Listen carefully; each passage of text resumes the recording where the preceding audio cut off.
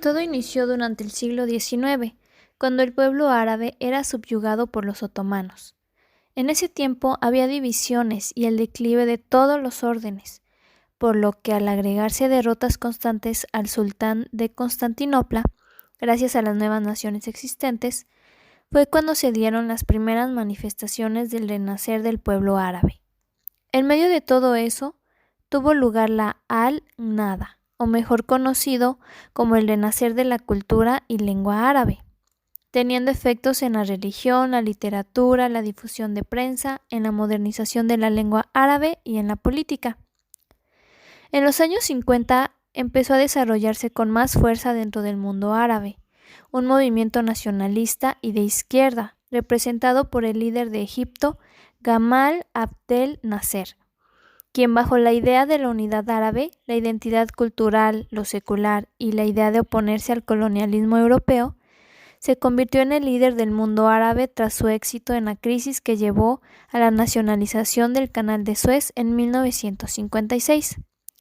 Con ello, Egipto no únicamente se convirtió en el líder del mundo árabe, sino también se autoproclamó el defensor de la causa palestina. Durante los principios del siglo XX, el renacimiento árabe ya se había consolidado. A continuación, y con base en la lectura recomendada, se hablará de cómo repercutió el nacionalismo árabe en el conflicto israelí-palestino. En 1970, Jordania era un país que tenía una alta población palestina, por lo que la situación tanto de la seguridad como del orden se estaba deteriorando continuamente desde la Guerra de los 6 días, porque las Fuerzas Armadas de las Naciones Árabes habían recibido un fuerte golpe y la Organización para la Liberación Palestina, o sus siglas OLP, se levantaba como caudillo en la lucha contra Israel, y por su parte, los fedayines palestinos estaban aumentando poco a poco su esfera de influencia y de control físico sobre el territorio jordano. Las tensiones eran constantes. Los fedayines recaudaban impuestos, competían con las Fuerzas Armadas jordanas para la captación de reclutas, establecían controles de carretera y marcaban su propia ley dentro de unas zonas cada vez más amplias del país, con muertos constantes por ambas partes y un gran creciente de violencia, en lo que era percibido como el intento de crear un Estado dentro de otro Estado.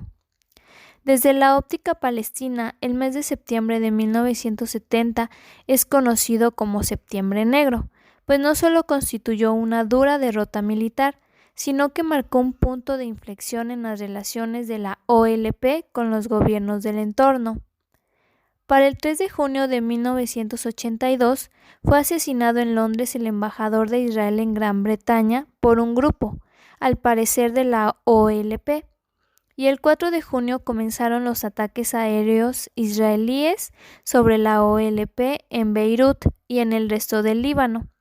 El día 6, las fuerzas terrestres israelíes cruzaron la frontera libanesa, comenzando la operación Paz de Galilea.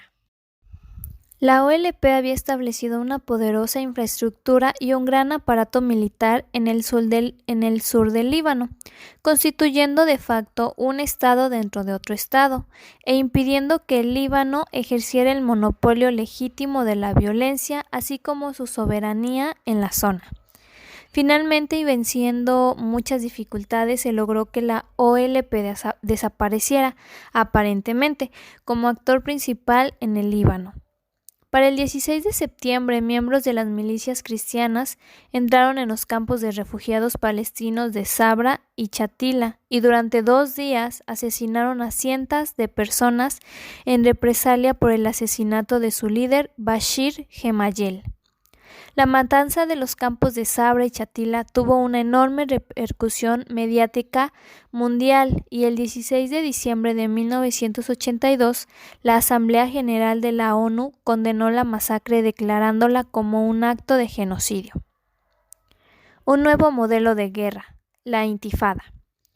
El término intifada comenzó el 7 de diciembre de 1987, cuando en Gaza un vehículo militar israelí impactó contra un grupo de palestinos cerca del campo de refugiados de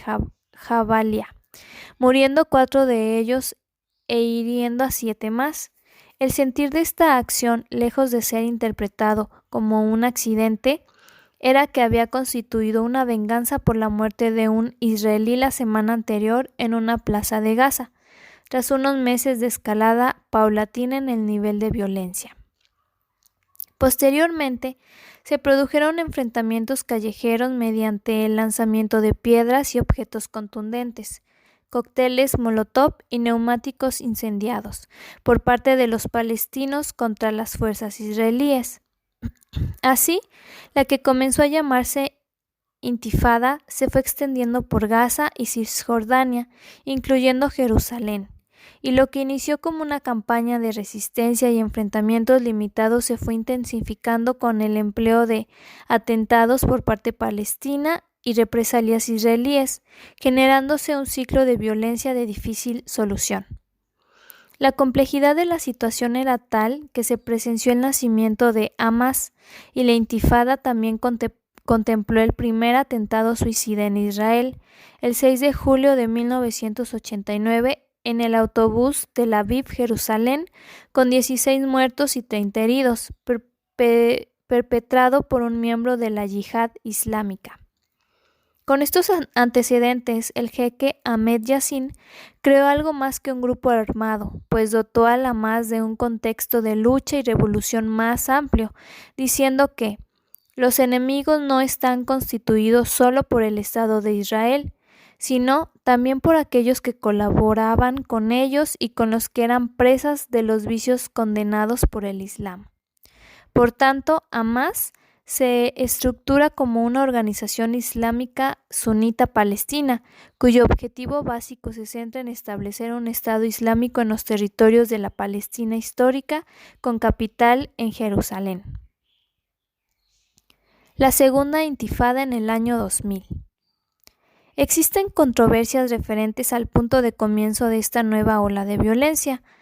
pero nuevamente se pueden hablar de un estallido de violencia popular palestino y mucho más sangriento que el primero.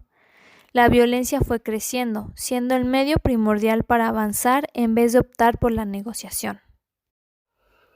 Con esta compleja situación en Oriente se produjeron en los Estados Unidos los atentados del 11 de septiembre de 2021.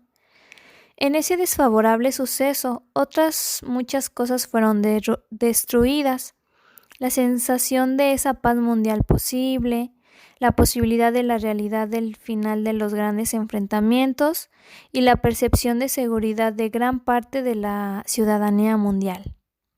Después de esa fecha tan difícil de olvidar, no ha cesado la guerra en Oriente. Por ejemplo, se dio la guerra Israel-Hezbollah en Líbano en el año 2006 y también en el 2008 se dio la operación Plomo Fundido, en donde cito a continuación lo siguiente. Los costes materiales de la guerra se pueden estimar en cerca de $2 millones, tras haber quedado destruidas cerca de 4.000 casas y la mayor parte de los edificios e infraestructuras de la franja, además del sufrimiento y el horror generado. Respecto al coste humano cuantitativo, el número de bajas se estima en más de 1.300 palestinos muertos y unos 7.000 heridos, por 10 soldados y 3 civiles israelíes fallecidos.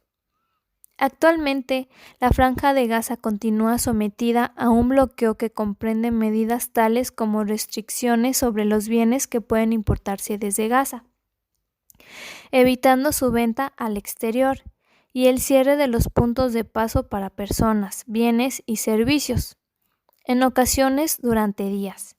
incluyendo cortes en el suministro de combustible y de electricidad. Por otra parte, la reducción de la zona en la que los pescadores palestinos pueden ejercer su actividad, así como la existencia de una zona colchón a lo largo de la frontera con Israel, en la cual no se puede cultivar, minora sustancialmente la cantidad de suelo agrícola e industrial en la franja. Todo ello tiene unas graves repercusiones no solo en la actividad económica del 1,5 millones de personas que viven en Gaza, sino también en las condiciones de vida y salud de las mismas.